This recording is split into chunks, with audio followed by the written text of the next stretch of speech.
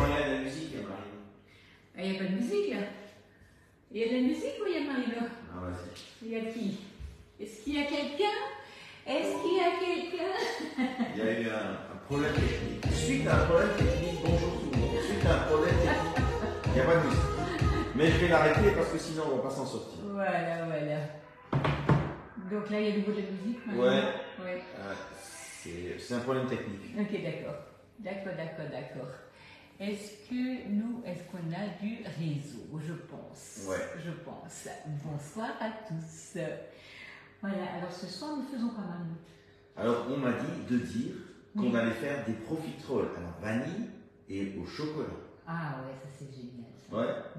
Ça, alors, c'est bon, hein, c'est essentiellement bon. C'est facile à faire? Ah oui, tout à Ouais. fait. Bon, il n'y a rien qui est difficile pour Agnès. Ouais. Bonjour tout le monde. Bonjour Marie, Émilie, Cathy, Annick, Sandrine. Voilà, déjà tout le monde est là.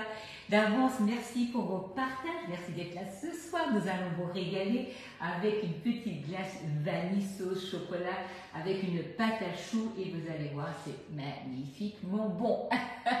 Bonjour Anne, bonjour. Bonjour la Meuse. Bonjour Laetitia, merci beaucoup. Bonjour Claudia, Unag est là, tout le monde est là. Tout. Quand Unag est là, toute la France est là. Alors, on peut commencer. On peut commencer. Allez, on commence. Donc, bonjour Sylvie, salut Joël. Alors, est-ce que tu as goûté la glace vanille aujourd'hui? Apparemment, oui. Alors, on va commencer cette recette. Nous allons déjà commencer par allumer la Borealia. Pousse-toi, Marino.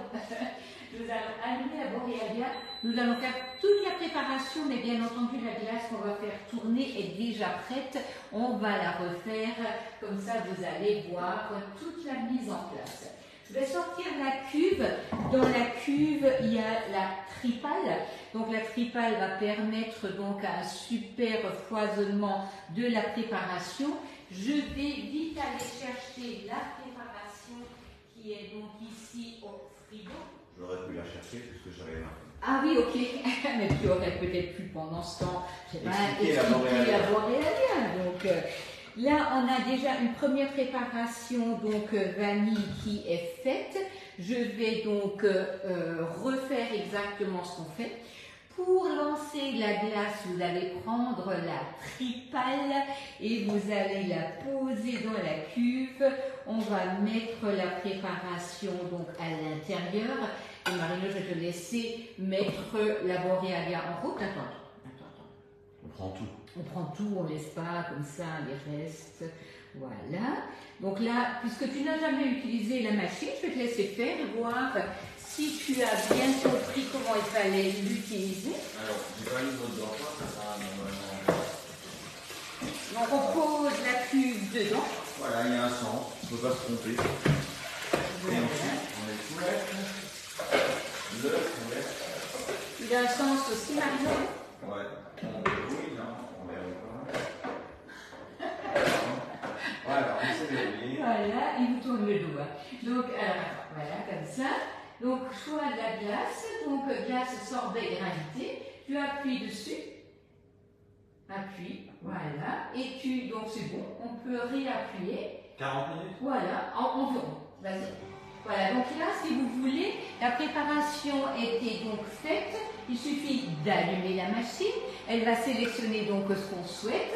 On valide la sélection.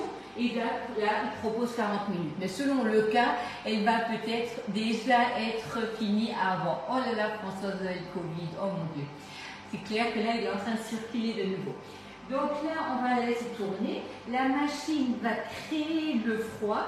Au fur et à mesure qu'elle tourne, le froid donc va se diffuser. Et grâce à la tripale, elle va aller se mélanger. Ça va donc aller homogénéiser ce froid, mais surtout donc faire un bon foisonnement au niveau de la glace. Donc la cuve fait 1,2 litre, mais bien entendu, vous ne pouvez pas mettre 1,2 litre de préparation dedans, puisqu'elle doit gonfler. Vous pouvez bien sûr mettre 1 litre de yaourt ou un demi-litre, ça dépend donc de la quantité qu'on souhaite faire. Une petite chose pour les yaourts, vous pouvez prendre du lait demi-écrémé, il suffit de rallonger le temps de prise en fait au niveau du yaourt et on peut choisir de 8h à 12h. Hein, donc Là, vraiment. il faut s'approcher des 12 heures. Oui, absolument. Mais si tu les prends des brebis, c'est pareil. Hein, donc on ne prendra pas juste 8 heures. Sinon, c'est 8 heures donc, pour le yaourt. Voilà. Vous penserez donc que tous les machines sont 10 fois sans frais encore. Quelques jours, donc la Borealia, le B-Safe et la Canophéa. Donc vous pouvez tranquillement. C'est un cadeau. Un cadeau pour la famille. Ben, c'est un cadeau pour la famille quand même, c'est quelque chose qui est super. Hein. Depuis qu'on l'a, on n'a plus acheté de yaourt et franchement ils sont excellents. Vraiment comme moi je les aime. Bien souples et bien agréables en bouche, très crémeux. Voilà, voilà. Donc nous allons. On va rester 40 minutes ensemble alors. Oh non, je pense une demi-heure. Parce que la préparation est bien froide, à mon avis, ça va déjà se faire. Sinon, on aura certainement Prenez un sandwich. On a certainement des choses à se raconter. Donc, on va déjà faire la pâte à choux.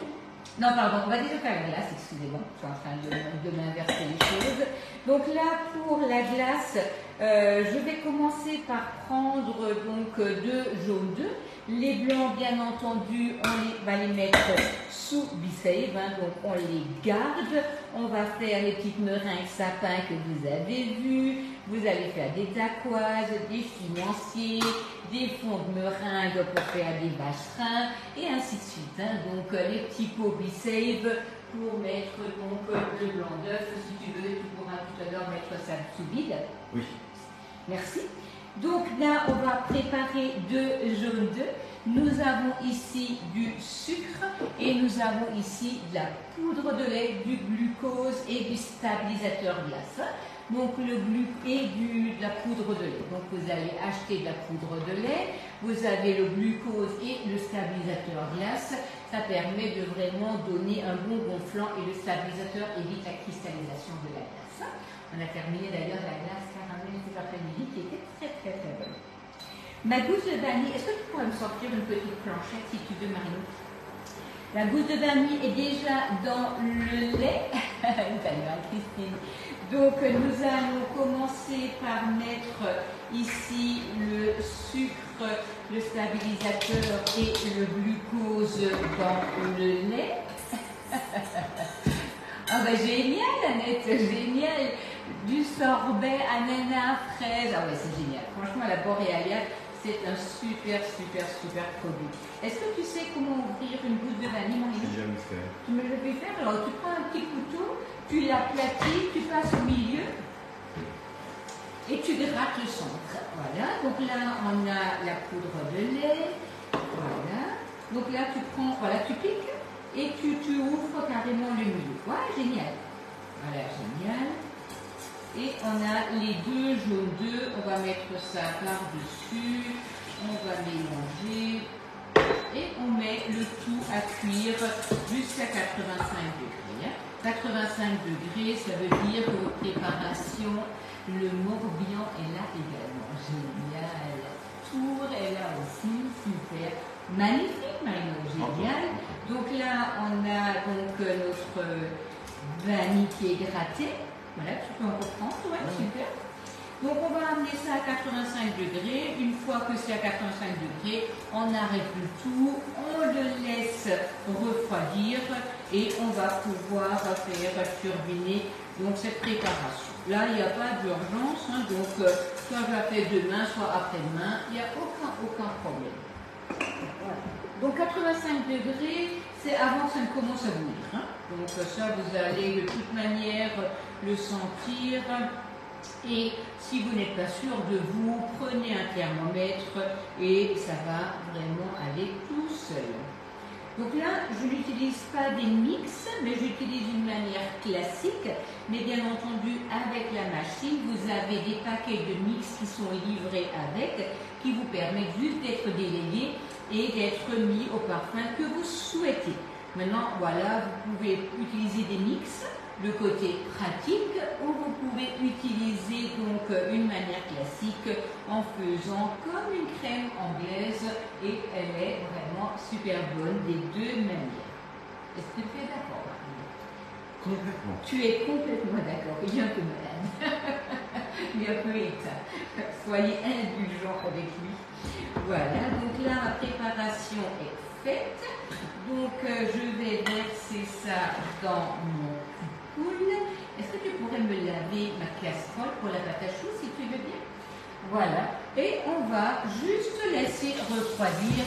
Bien entendu, je vais remettre ma gousse de vanille dedans. Ça va me permettre de bien diffuser encore l'arôme. Mais bien entendu, les gousses de vanille vidées, vous ne les jetez pas, vous les laissez sécher. Et une fois qu'elles sont bien sèches, vous allez les mixer. Alors, si vous avez le high cooking, vous prenez votre high cooking, vous prenez quelques morceaux de sucre et vous mettez les gousses sèches dedans. Ça vous fait du sucre vanillé. Salut Claire-Lise. Voilà, merci Mano. Donc là, nous allons repartir donc, avec notre casserole et nous allons faire la pâte à choux. Puisque pour le profiterole, il vous faut une pâte à choux, il vous faut une sauce chocolat et il vous faut une glace vanille. Marino, est-ce que quand on va au restaurant, est-ce que tu vois souvent les profiteroles glace vanille sur la carte? Pas trop souvent, mais quand elle est sur la carte, est-ce que tu te rappelles le prix qu'ils demandent? C'est au moins 10 à 12 euros. Si on a de la chance que la pâte à choux soit faite maison, et sinon, bah, parfois on n'a pas de chance et c'est comme du carton. Tu pourrais me laver le fouet, s'il te plaît? Ouais. Merci beaucoup, Marino. Donc là, nous allons faire notre pâte à choux. Et nous allons utiliser donc ici notre toile aérée, donc la toile peint. Vous voyez donc la toile peint, elle est toute aérée, ça permet à l'air chaud de passer et de circuler. Et donc, merci beaucoup Patricia, et donc d'avoir quelque chose de sec. Parce que la pâte à choux, comme la pâte à pain, la pâte sablée, la pâte feuilletée, il faut que ce ne soit pas humide à la cuisson, il faut que l'air chaud puisse passer, circuler et ne laisser aucune humidité. Et c'est l'avantage que vous aurez sur la toile aérée. Donc là, nous allons prendre notre casserole et nous allons verser, il me faudrait une pincée de sel et une pincée de sucre. Nous allons verser de l'eau, nous allons verser du lait et nous allons verser donc le beurre, le tout en même temps dans la casserole. Donc le sel, ouais, le sel et un petit peu de sucre dans la préparation. Voilà. Une pincée. Une pincée de sel. Non, pas une poignée de sel, une pincée. Voilà, ça suffit, ça suffit. Voilà. Une pincée. Une pincée. Merci Marie. Donc nous allons prendre ça, la préparation, et nous allons l'emmener au bouillon, puisque en fait la farine doit cuire. Donc là on a ici notre lait, notre eau, notre beurre avec une pincée de sel et une pincée de sucre. Vous pouvez bien entendu faire la pâte à choux qu'avec de l'eau et du beurre. Inutile de mettre forcément du lait. Le lait c'est un peu de graisse et ça rend la pâte à choux plus moelleuse. D'accord. Donc là, la pâte à choux se congèle parfaitement bien. Si vous avez... Ah, c'est dommage, Sylvie. Mais alors c'est bizarre, parfois vous pouvez vous déconnecter de la page et vous reconnecter parce que parfois, en fait, bizarrement, c'est comme si vous ne me suiviez plus. Donc enlevez le fait d'être abonné et remettez-le et vous verrez, ça va certainement régler en fait le problème. Donc là, vous allez avoir donc tout le liquide. Il va commencer par bouillir. Une fois que ça bout, on va incorporer la farine et on va sécher sur le feu. Tu peux prendre la cuillère magique dans le tiroir. Voilà. Donc là, ça bout. Voilà. Alors non, on a de la fève tonka, mais on n'a pas de cacao à la fève tonka. Alors il ne semble pas. Mais on a de la fève tonka, ça c'est sûr. Voilà. Donc là, elle n'est pas là, donc elle est dans le sac. On n'a pas une deuxième? Bah si. Est-ce qu'elles ne sont pas à l'arrière du... Non. Alors, le sac, là-bas. Ouais. Dans la voiture? Oui, non, là juste voilà. Donc là, on va bien sécher ici notre pâte à choux. Donc vous restez bien sur le feu, vous asséchez bien votre pâte à choux elle va se détacher de la casserole et ça va donner une boule bien brillante. Voilà. Donc là, ça c'est bon. Ouais, tu peux les casser. Donc là, on casse 3 œufs. Donc selon la taille des œufs, ça va peut-être ne pas suffire. Mais en tout cas, pour l'instant, on prend la cuillère magique. Elle est magique la cuillère, Mando? Complètement. Complètement magique. Voilà. Et on va mettre déjà la pâte à choux dans le cul-poule, ce qui va me permettre donc là d'incorporer facilement donc les œufs. D'accord? Merci beaucoup. Les œufs, alors il faudrait de nouveau la casserole pour après pour la sauce chocolat, si tu veux bien. Merci. Donc là, hop, on a ici 3 œufs. On va les prendre. Ah, alors peut-être qu'il faut les cuire un peu plus longtemps, s'ils sont un peu mous.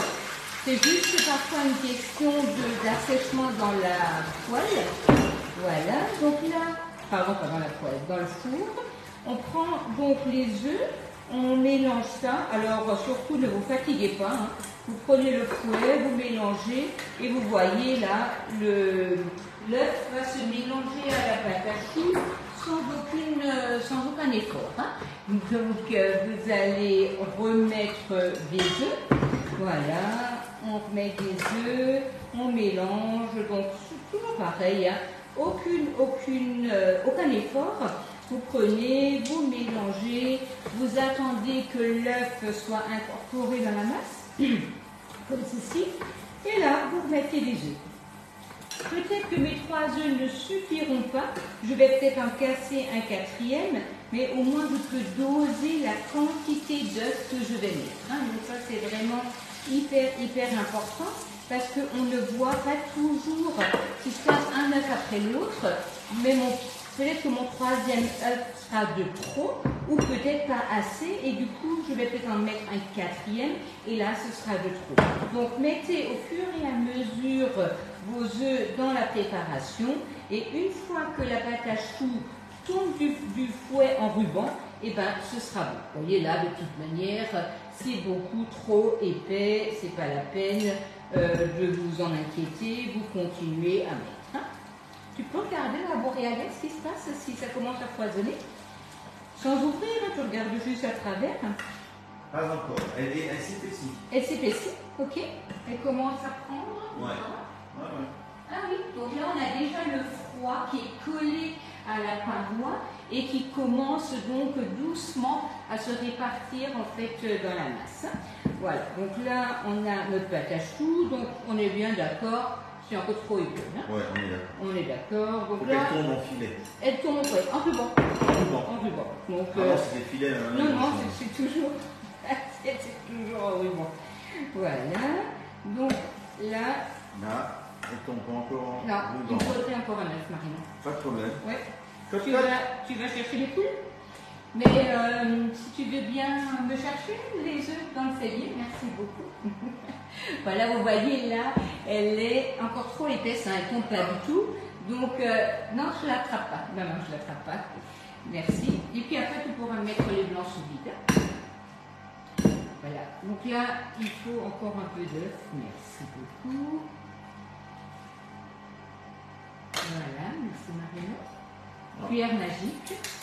Voilà, on casse l'œuf pour avoir bien sûr autant du blanc que du jaune. Ouais, merci beaucoup. Il y a la vitesse rapide, il y a la vitesse lente. Non, je le mets. Tu mets quoi? Oui, je le mets. C'est dommage. Je le mets. On va pas recommencer. Je monte en responsabilité. Parce qu'une pâte à choux ne se rattrape pas avec de la farine. Hein, donc, vous ne pouvez pas... Tu comprends? Ok. Voilà. Donc là, vous voyez, ma pâte à choux, maintenant, toujours là... Pas. Tu vois? Oh, c'est un gros ruban. Ouais. Un gros ruban. Un gros ruban, mais on met encore un peu. Parce que si les œufs sont petits ou si les œufs sont gros, et ben c'est pas du tout la même chose. Ne lui fais pas de compliments, Marie-Christine, sinon il va y croire. Qu'est-ce qu'elle a dit? Que tu es un vrai pro. Voilà, vous voyez là, on a une belle pâte à choux, elle tombe joliment du fouet, et donc là, elle est tout à fait comme il faut. Bien entendu, pour avoir de beaux choux, on va travailler avec la poche à douille. Donc là, on va prendre la poche. La poche, elle est en nylon, elle ne transpire pas, ça ne traverse pas. Vous pouvez la laver, l'utiliser, la sécher, la relaver. C'est vraiment génial. On va prendre le pas de vis. Hop. On va le glisser à l'intérieur de la poche. Tu vas devenir un pro. On va les mettre à l'intérieur de la poche. Excuse-moi, je ne voulais pas me moquer du tout. C'était vraiment très, très sympathique de ma part. Là où je suis, je rigole. Là, on pose la douille par-dessus. Vous avez ici la poche, vous allez la tourner et vous allez pousser la poche à l'intérieur de la douille. Ça va éviter que ça ne coule quand vous remplissez. Véronique, ton cauchemar. Oui, alors j'entends bien. Il y a quelque chose qui est hyper important, c'est qu'au début, c'est peut-être un peu compliqué, mais plus tu vas la travailler et plus facile ça va devenir, je t'assure. C'est vraiment d'avoir compris que on pose donc la douille dessus, on tourne la poche, on pousse ça à l'intérieur, on prend le support et on a la poche qui est ouverte et les deux mains de libre. Une fois qu'on a ça, on prend notre cul de poule et on va venir remplir la poche. Voilà. Ok. Ça, c'est fait. Et maintenant, je te donne ça, Marino. On va donc prendre le râtoir et on va avancer tout ça dans notre poche. Oui, merci beaucoup, mais il me faut de la place. D'abord, j'ai besoin de place. Mais parce que j'ai besoin de nettoyer ma poche à douille. Donc, tu vois, là, la poche. Merci. Oui, mais elles sont vraiment très très bien ces douilles parce qu'elles sont justement à visser. Et si on veut utiliser une autre douille, on dévisse, on change de douille, ça évite de vider la poche et de nettoyer la poche. Donc là, elle est vissée, vous enlevez le pas de vis. Vous posez votre poche bien à plat et à l'aide du râtoir, vous allez faire avancer la préparation histoire de ne pas justement avoir tout ce qui sort derrière. Donc là, on prend la main, on ouvre la main, on la prend comme ça entre les doigts et on l'a à l'intérieur de la main. Pas comme dimanche dernier quand Marino a pris la poche entre les dents pour la serrer. Vous avez bien rigolé d'ailleurs. Ici, nous prenons notre toile, n'est-ce pas Marino? Et on guide avec les doigts, on va la faire une petite boule. Vous restez dans la masse et vous la gonflez en restant dedans. Un peu comme quand on va gonfler un pneu de vélo. Hein. En fait, tu restes dedans jusqu'à ce qu'on ait la bonne, comment on peut dire 1, 2, 3. Oui, mais 1, 2, 3. 2, 3. À ma manière, tu vois, on ne va pas tous pousser de la même manière sur la poche. Oui, donc le là, 1. ça fait 3 secondes. Ouais, 3 secondes. Hein, parce que c'est vrai que. C'est une pièce de 2 euros. C'est une pièce de 2 euros? Ouais. Elles sont grosses, nos pièces de 2 euros, dis donc. Non. Non. Ok. Donc là, vous voyez, vous allez mettre vos choux. Ça peut être maintenant des choux, des gougères, des chouquettes. Vous pouvez faire des religieuses. Vous allez faire un Paris-Brest. Une pâte à choux, il ne faut rien à la maison. Vous avez besoin des œufs. Elle s'épaissit bien. Ok. Vous avez besoin d'œufs. Vous avez besoin de farine et d'un peu de beurre. Et c'est tout. C'est ce que je dis toujours à Marino, on n'a rien à la maison. On fait des chouquettes, des profiteroles, on va faire des gougères. Vous avez quelqu'un qui vient de manière inattendue ou bien vous avez oublié d'acheter le dessert. Et franchement, la pâte à choux, c'est toujours quelque chose qui va très très très très bien. Voilà, donc on va mettre ça au four pour au moins 30 minutes. Donc, tu peux mettre à 180 minutes. Donc là, on va mettre au four, mais de toute manière, j'ai déjà des choux que j'avais encore au congélateur. que j'ai sorti pour vous finir donc le dessert. Vous voyez, le chou, il est régulièrement de la même couleur, il n'y a pas de traces claires. Il faut vraiment que le chou cuise de manière uniforme.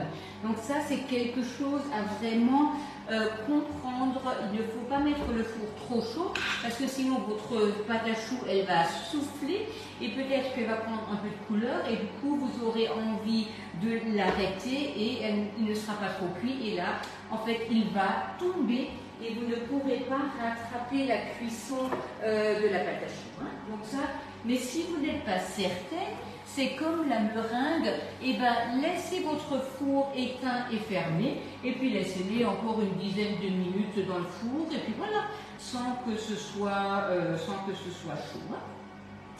Nous allons faire une petite sauce chocolat, à combien le four à 180 degrés pendant au moins une demi-heure. J'aurais besoin de ma spatule, Marina, s'il te plaît. Merci beaucoup.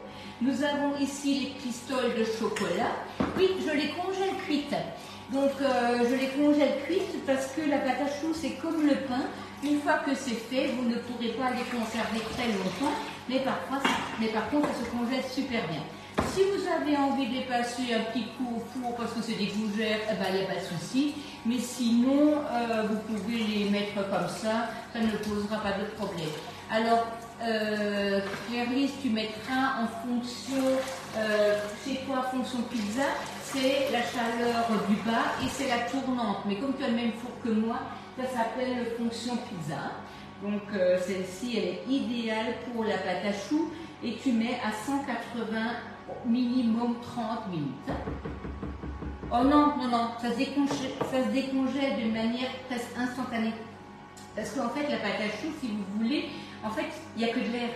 Donc là, on a notre croûte, mais ça, je les ai sortis il n'y a même pas 5 minutes, ils sont déjà décongelés. Donc n'ayez aucune crainte, vous les prenez, vous les sortez et ça ne posera aucun souci. Donc là, on va faire notre petite sauce chocolat.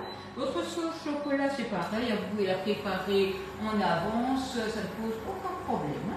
De toute manière, je pense qu'il y aura quelqu'un qui va se délecter de cette sauce. Voilà. Donc là, nous avons 50 g de lait, 50 g de crème, on a 20 g de beurre, on a 100 g de chocolat. Et on va faire comme une ganache. Là, on va verser donc là, ici, le chocolat dans un petit saladier et on va attendre que ça. Ah oui, elle est déjà magnifique là. Ouais, parce que je sais. Mais... il disait. Voilà, et il reste combien de temps? Il reste 17 minutes. De toute manière, on va rester ensemble, histoire de voir la finition de la pâte à choux, et comme ça, enfin, pardon, de la glace, comme ça vous aurez vu. Oui, alors ça marche en chaleur tournante, Véronique, sauf que tu auras peut-être besoin d'un peu plus de temps pour la cuire, parce que la pâte à choux, c'est une chaleur, pardon, la chaleur tournante, c'est une chaleur qui est douce et qui n'est pas toujours idéale pour tout ce qui est pâte à pain, ou pâte à choux, ou pâte sablée, pâte brisée. Sinon, mets-toi en chaleur statique et ça ira très bien. Oui. Alors, dans le mini tartelette en filet, c'est juste génial. Hein. Et d'ailleurs, c'est même largement mieux, je dirais, parce que là, on a vraiment la même taille, puisque c'est la tartelette qui va guider le chou. Donc là, on a versé donc notre crème, notre lait, notre beurre sur le chocolat. Donc là, vous attendez quelques petites secondes. Donc comme la patience est mon fort, n'est-ce pas? Fort. Tu peux pas revenir? Non, parce que sinon je ne serai pas fondu. Parce que en fait, la préparation chaude, elle va venir donc faire fondre les pistolets. Combien de temps il faut? Alors, idéalement, 1 ou 2 minutes. Si vous avez des questions, entre-temps, n'hésitez pas. Hein. Donc, la chaleur du four, en fait, c'est vraiment hyper important. Et c'est pour ça aussi qu'on travaille sur une toile, pour qu'on n'ait pas d'humidité qui reste. On va donc pouvoir vraiment enlever toute cette humidité qui est dans la pâte à choux, qui va la rendre hyper croustillante. Donc là, on commence à mélanger donc notre chocolat. Et en fait, le chocolat va fondre à l'aide de la température de la crème. Est-ce que tu pourrais me donner la cuillère magique, Marie? Voilà. Donc là, notre sauce est là, donc pareil. Si vous servez les profiteroles glace vanille, n'hésitez pas à mettre un petit coup de chaud, mais alors vraiment léger à la sauce chocolat. Ça va le rendre que meilleur. Donc là, on a une petite sauce chocolat qui est prête. Merci beaucoup. Merci. Et on va, tu vois là, elle est vraiment belle. Ça donnerait envie de mettre un magala dedans. Non, non, on peut le boire comme ça. De le boire comme ça? Une cuillère. Ah oui, d'accord. Tu veux à la paille. Tu veux la paille? Tu veux une paille. Voilà. Donc là, on a notre sauce chocolat qui est prête. Alors si vous avez envie de faire plaisir vraiment à vos invités, la pâte à choux, ça se prépare en avance. Vous sortez ça à la dernière minute le matin, je dirais, quand vous avez du monde. La glace, vous pouvez la préparer en avance. De toute manière, ce sera bien mieux pour faire des boules. La sauce, vous la préparez la veille ou l'avant-veille et vous laissez au réfrigérateur. Mais je vous assure que vos invités vont être ravis. Ça, c'est vraiment un dessert qui est surprenant et que les gens ne pensent pas que vous allez leur servir du félisme. Donc ça, c'est vraiment fantastique. Marie, est-ce que tu conseilles de mettre le blanc d'œuf sous vide? Comme ça, on a déjà ça qui est fait également. Voilà. Donc le blanc d'œuf, ça se garde sous vide vraiment. Pas de congélation pour la crème. Alors Edith, je ne comprends pas de quoi vous me parlez, parce qu'on n'a pas de crème. C'est-à-dire que j'ai une sauce chocolat, j'ai de la pâte à choux, et là, la crème, c'est de la glace, c'est de la future glace. Donc, il n'y a pas de crème, on n'a pas du tout de crème fraîche ici sur la recette. Donc là, on a nos blancs d'œufs. Nos blancs d'œufs vont se conserver facilement un mois sans aucun souci. Et le Bissey, c'est vraiment votre ami de tous les jours. Hein. Donc vous avez, maintenant, par exemple, le dimanche dernier, on avait fait une purée qu'on n'a pas mangée. On n'a pas eu l'occasion en fait de la manger puisque en fait j'étais partie 2 jours à Lille et Marino a mangé la viande sans purée. Donc vendredi. Avec des carottes. Ah, avec des carottes, d'accord. Et vendredi, en fait, on a fait notre hachis parmentier. Et ben du coup, la purée, elle était comme toute fraîche. Et ça nous a permis de faire un repas bien excellent d'ailleurs, sans aucun travail sur le dernier moment. La sauce, la sauce chocolat. Non, la sauce chocolat, ça se congèle pas. Mais ça se garde vraiment bien au réfrigérateur. Si vous n'avez pas quelqu'un qui vous la boit avant ou qui vous la mange avant avec quelque chose, des petites crêpes au chocolat, ce genre de choses, vous voyez. C'est du chocolat noir. C'est du chocolat noir, oui. Mais comme il y a du lait, de la crème, donc ça va aussi bien. Voilà. Donc là, nous avons notre glace qui est presque bonne. Donc, qu'est-ce qu'on peut faire donc sur notre toile aérée? On va aussi bien faire des choux. Vous allez maintenant bientôt... Patrice prend la purée avec... Ah, mais oui, Claire-Lise, mais complètement. Mais tu sais, le vendredi, le problème qu'il y a, c'est que souvent les boudins, c'est en début de semaine.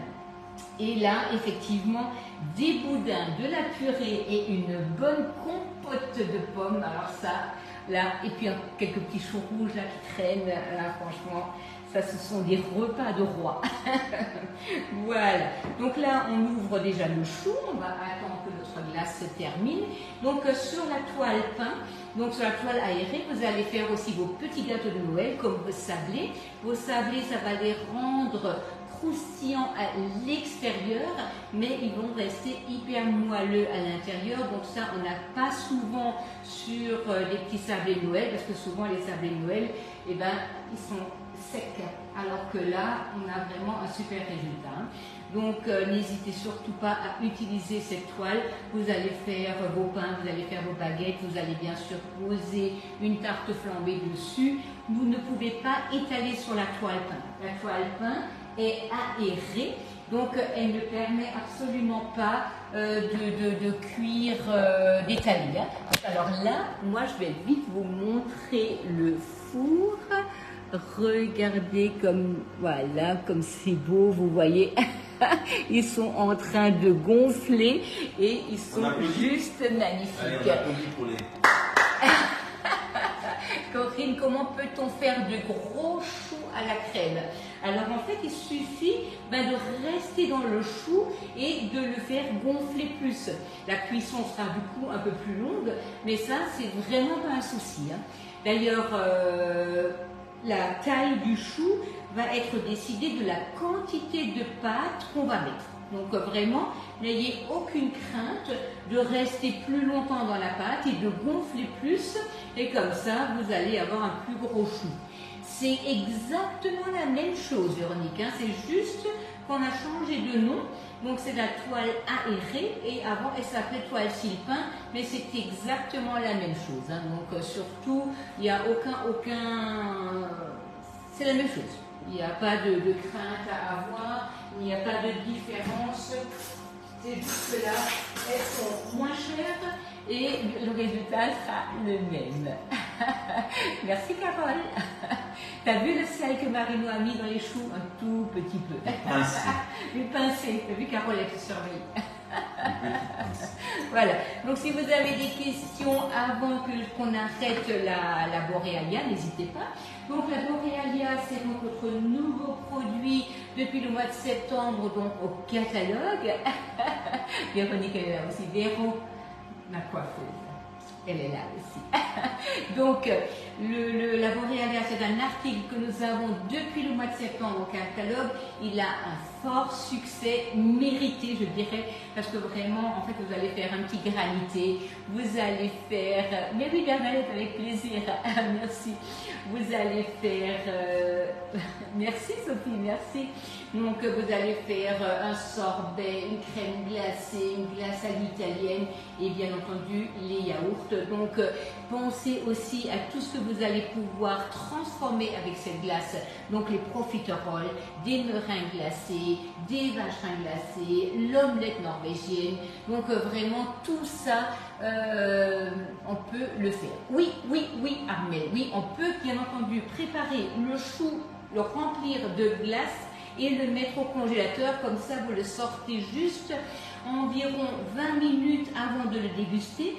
Du congélateur, on le remettra au réfrigérateur, comme ça la glace va tranquillement retrouver son onctuosité et surtout pas sortir les choux, les poser sur l'assiette et les servir parce que sinon ça va pas être agréable puisque la glace ne sera pas onctueuse.